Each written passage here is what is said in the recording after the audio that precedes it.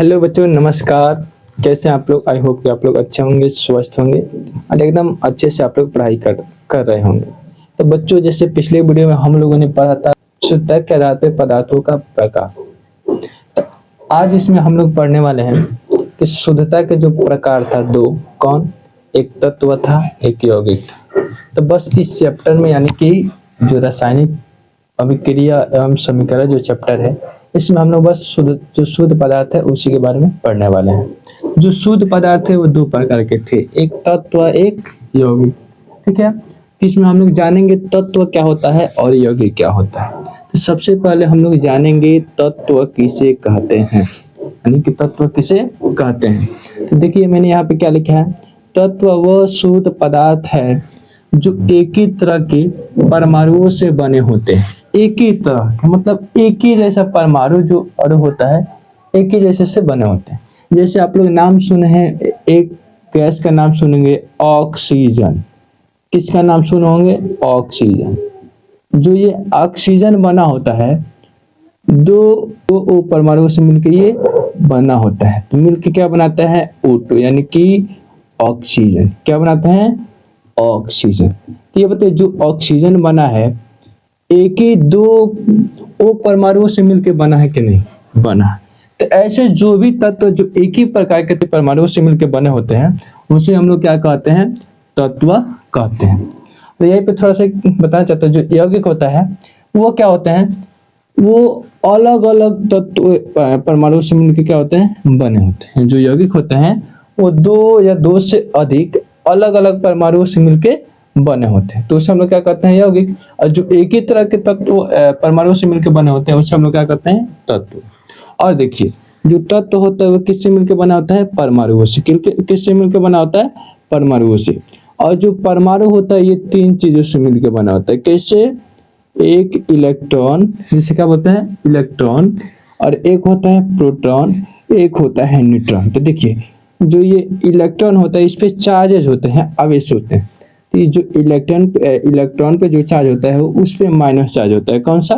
Minus. और जो proton होता है उस पे कौन सा चार्ज होता है? प्लस, यानी कि धनात्मक। इससे माइनस कहते हैं क्या? ऋणात्मक। और जो न्यूट्रॉन होता है इसी न्यूट्रल होता है, यानी कि इस पे कोई चार्ज नहीं होता है, ना प्लस होता है ना ही माइनस होता है। ठीक है। और एक बात हमने यहाँ पे लिखा है नोट के तौर पे, तत्व की संख्या, इलेक्ट्रॉनों की संख्या बराबर प्रोटॉनों की संख्या होती है। यानी जो तत्व की संख्या है, जैसे यहाँ पे एक ऑक्सीजन है। ऑक्सीजन क्या है? एक तत्व है। इसकी जो परमाणु संख्या बोलिए या तत्व की संख्या बोलिए, कितना होता है? 8 होता है। यानी कि इसमें इलेक्ट्रॉनों की संख्या कितना होगा? 8 होगा। और प्रोटॉनों की संख्या भी कितना होगा? 8 होगा।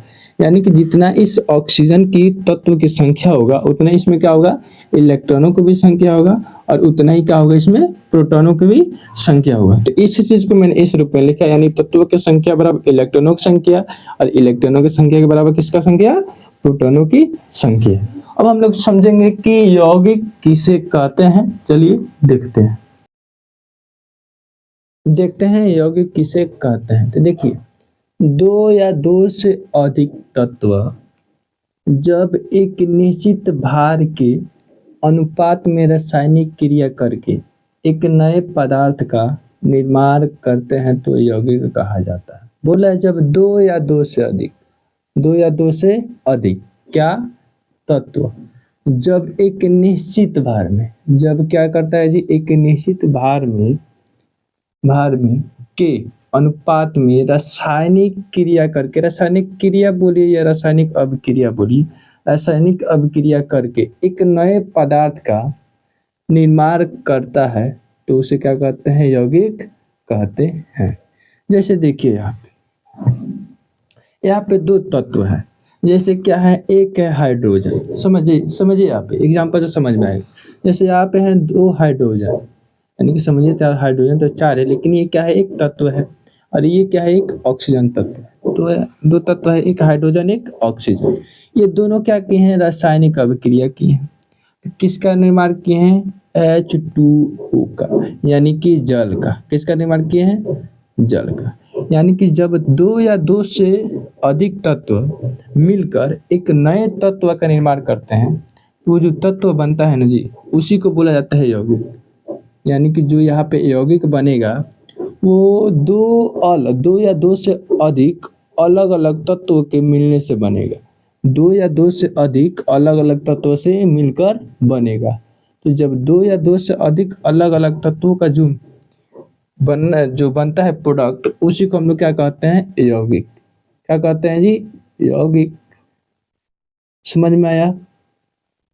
जब दो या दो से अधिक अलग अलग तत्व मिलकर एक तीसरे नए तत्व का निर्माण करते हैं तो उसी को हम लोग क्या कहते हैं, यौगिक। समझ में आया? यस सर आया। उसके बाद से समझेंगे मिश्रण क्या होता है। मिश्रण जिसे इंग्लिश में बोला जाता है मिक्सचर, इसको समझेंगे क्या होता है। देखिए, मिश्रण दो या दो से अधिक पदार्थों का संयोजन होता है जो रासायनिक रूप से नहीं किया जा सकता। यानी कि जो मिश्रण में समझिए मिलावट, इसको हम लोग रासायनिक अभिक्रिया करके मिश्रण नहीं बना सकते हैं। रासायनिक अभिक्रिया करा के हम लोग मिश्रण को नहीं बना सकते हैं, ये केवल संयोजन से जुड़ने से बनता है। जैसे आप लोग समझेंगे क्या, जैसे एक मिश्रण समझ लीजिए, जैसे क्या है, मिट्टी है। क्या है, मिट्टी। और इसमें हम लोग क्या मिला दिए, बालू। तो ये बताइए जो मिश्रण बनेगा उसमें कोई हम लोग रिएक्शन कराए हैं, नहीं। तो ऐसे जो मिश्रण बनेगा उसी को केवल मिश्रण बोल सकते हैं। नहीं तो जो रिएक्शन के द्वारा जो मिश्रण बोला था उसे हम लोग बोलते हैं सॉल्यूशन, यानी कि विलयन। यानी कि जो ये मिश्रण होता है रिएक्शन करा के नहीं बनाया जाता है, ये केवल संयोग करके यानी कि मिलाकर मिश्रण को बनाया जाता है। लेकिन जो रिएक्शन से मिश्रण बनता है उसी को हम लोग बोलते हैं क्या जी, सॉल्यूशन, यानी कि विलयन। समझ में आया? अगर समझ में आया तो प्लीज कमेंट करके बताइए, और नहीं समझ में आया तो प्लीज जो भी पॉइंट समझ में नहीं आए तो प्लीज वो भी कमेंट में करके आप लोग बता सकते हैं। ठीक, ये वीडियो आप लोगों को कैसा लगा ये भी बताइएगा, और मिलते हैं अगले वीडियो में। तब तक के लिए bye bye, tata, thank you.